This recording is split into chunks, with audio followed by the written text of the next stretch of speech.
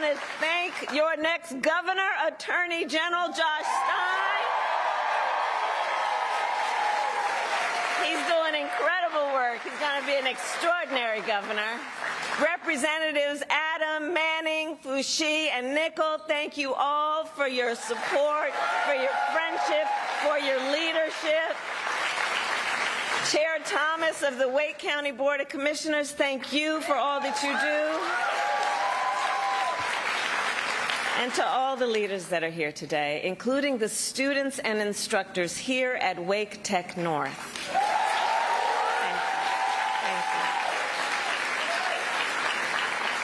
So thank you all. So listen, this election, I do strongly believe, is about two very different visions for our nation. One, ours, focused on the future, and the other, focused on the past. We see that contrast clearly in many ways, including when it comes to how we think about the economy. So our country has come a long way since President Biden and I took office. At that time, we sadly remember the millions of Americans that were out of work. We were facing one of the worst economic crises in modern history. And today, by virtually every measure, our economy is the strongest in the world.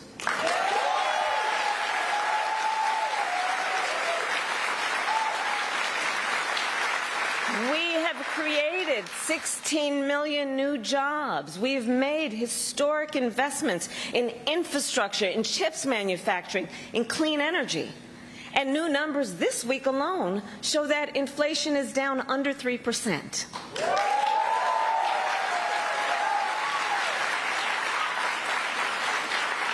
And as President of the United States, it will be my intention to build on the foundation of this progress. Still, we know that many Americans don't yet feel that progress in their daily lives. Costs are still too high. And on a deeper level, for too many people, no matter how much they work, it feels so hard to just be able to get ahead. As President, I will be laser focused on creating opportunities for the middle class that advance their economic security, stability, and dignity. Together, we will build what I call an opportunity economy. An opportunity economy. An economy where everyone can compete and have a real chance to succeed. Everyone, regardless of who they are or where they start, has an opportunity to build wealth for themselves and their children. And where we remove the barriers to opportunity so anyone who wants to start a business or advance their career can access the tools and the resources that are necessary to do so.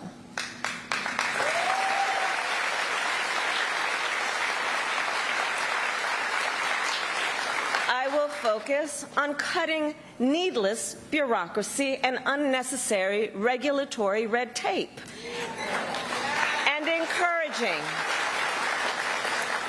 encouraging innovative technologies while protecting consumers and creating a stable business environment with consistent and transparent rules of the road.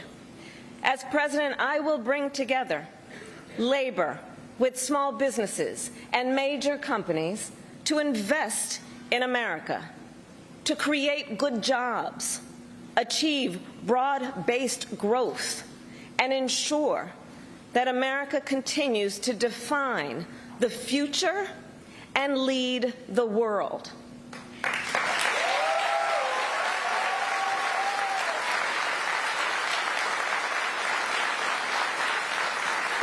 And key to creating this opportunity economy is building up our middle class. It is essential. The middle class is one of America's greatest strengths. And to protect it, then, we must defend basic principles, such as your salary should be enough to provide you and your family with a good quality of life.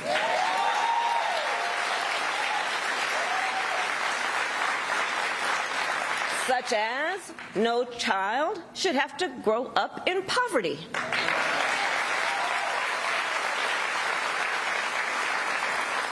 Such as after years of hard work, you should be able to retire with dignity. And you should be able to join a union if you choose. Building up the middle class will be a defining goal of my presidency, because I strongly believe when the middle class is strong, America is strong.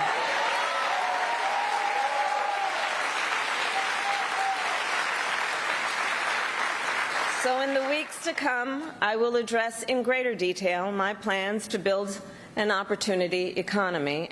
And today, I will focus on one element that's on the minds of many Americans as they pay their bills at the kitchen table or walk the aisles of a grocery store. And that is lowering the cost of living.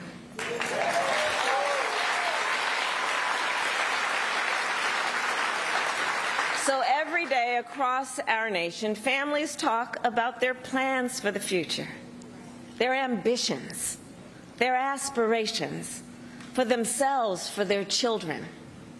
And they talk about how they're going to be able to actually achieve them financially. Because look, the bills add up. Food, rent, gas, back-to-school clothes, prescription medication. After all that, for many families, there's not much left at the end of the month. I grew up in a middle-class household. For most of my childhood, we were renters. My mother saved for well over a decade to buy a home. I was a teenager when that day finally came, and I can remember so well how excited she was.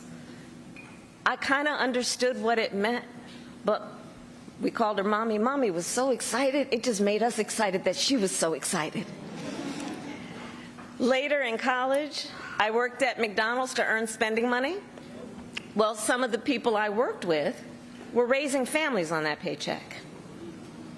They worked second or even third jobs to pay rent and buy food.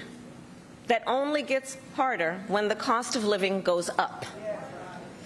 When I am elected president, I will make it a top priority to bring down costs and increase economic security for all Americans.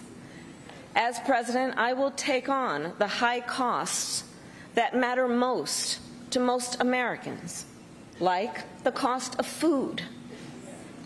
We all know that prices went up during the pandemic when the supply chains shut down and failed. But our supply chains have now improved, and prices are still too high. A loaf of bread costs 50% more today than it did before the pandemic. Ground beef is up almost 50%. Many of the big food companies are seeing their highest profits in 2 decades. And while many grocery chains pass along these savings, others still aren't. Look, I know most businesses are creating jobs, contributing to our economy, and playing by the rules.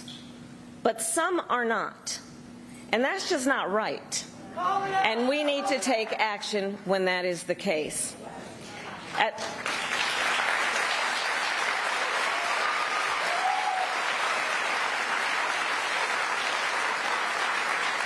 As Attorney General in California, I went after companies that illegally increased prices, including wholesalers that inflated the price of prescription medication, and companies that conspired with competitors to keep prices of electronics high. I won more than $1 billion for consumers.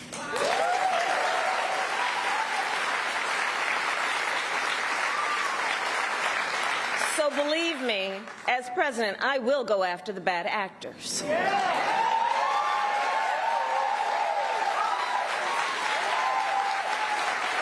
And I will work to pass the first ever federal ban on price gauging on food. My plan will include new penalties for opportunistic companies that exploit crises and break the rules, and we will support smaller food businesses that are trying to play by the rules and get ahead.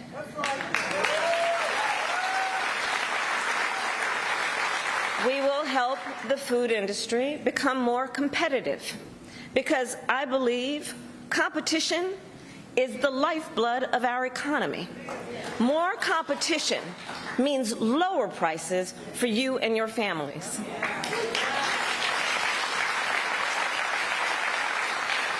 Now compare what Donald Trump plans to do. He wants to impose what is, in effect, a national sales tax on everyday products and basic necessities that we import from other countries. That will devastate Americans.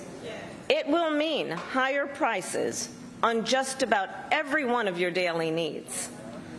A Trump tax on gas, a Trump tax on food, a Trump tax on clothing, a Trump tax on over-the-counter medication. And you know, economists have done the math.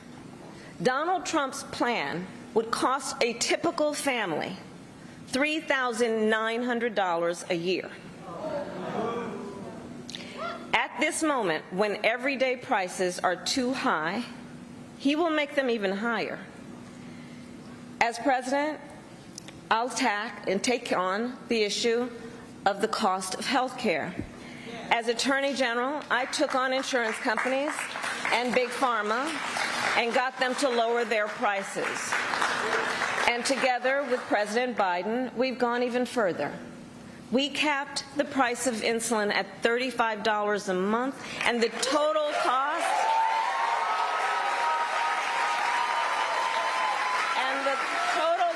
of prescription drugs at $2,000 a year for seniors. We let Medicare negotiate lower drug prices for seniors. And just yesterday, we announced that we are lowering the price by up to 80% for 10 more life-saving drugs.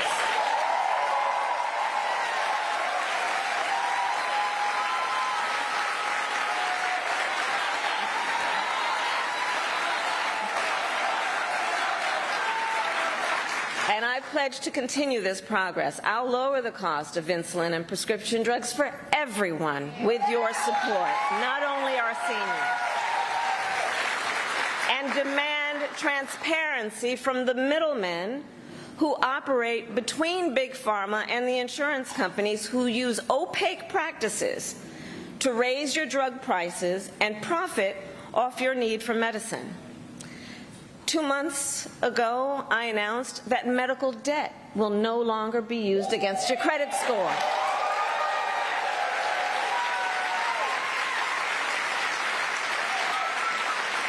And I will work as president with states like here in North Carolina, Roy Cooper, thank you again, to cancel medical debt for more and more, millions more Americans.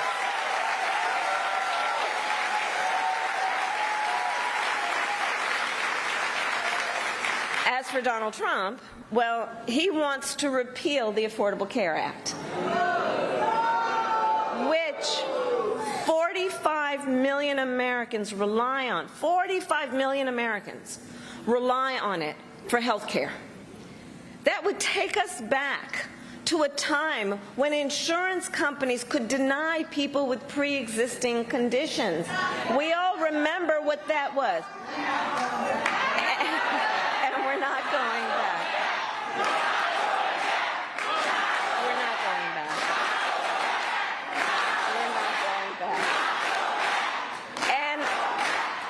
And remember, and this is why we're not going back, because we do remember, He tried to cut Medicare every year he was president, threatening a program that tens of millions of seniors count on. And according to his Project 2025 agenda, he intends to undo our work to bring down prescription drugs, the cost of prescription drugs, and insulin costs. Well, we've come too far to let that happen.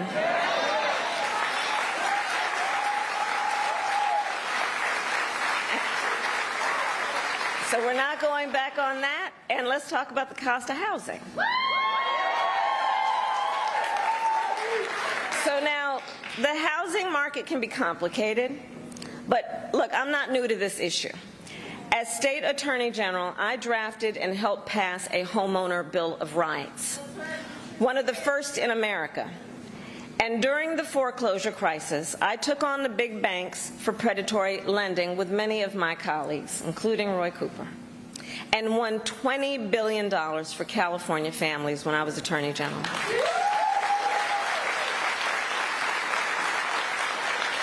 So I know how to fight for people who are being exploited in the housing market. And I know what home ownership means. It's more than a financial transaction. It's so much more than that. It's more than a house. Home ownership and what that means, it's a symbol of the pride that comes with hard work. It's financial security. It represents what you will be able to do for your children.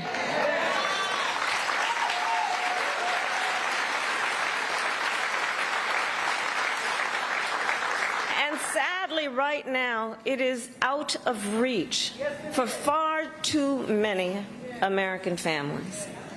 There's a serious housing shortage. In many places, it's too difficult to build, and it's driving prices up. As President, I will work in partnership with industry to build the housing we need, both to rent and to buy. We will take down barriers and cut red tape, including at the state and local levels.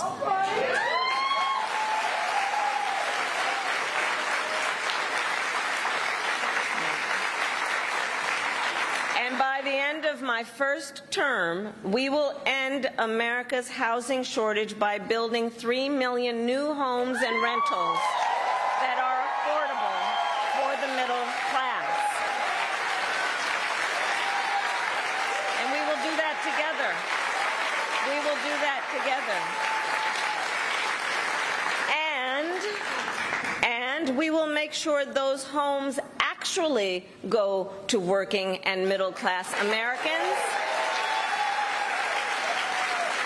not just investors. Because, you know, some corporate landlords, some of them, buy dozens, if not hundreds, of houses and apartments. Then they turn them around and rent them out at extremely high prices. And it can make it impossible then for regular people to be able to buy or even rent a home. Some corporate landlords collude with each other to set artificially high rental prices, often using algorithms in price-fixing software to do it.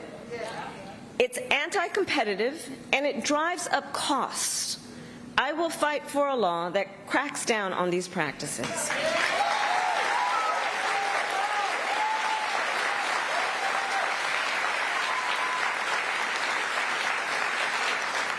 We also know that as the price of housing has gone up, the size of down payments have gone up as well. Even if aspiring homeowners save for years, it often still is not enough. So in addition, while we work on the housing shortage, my administration will provide first-time home buyers with $25,000 to help with the down payment on a new home.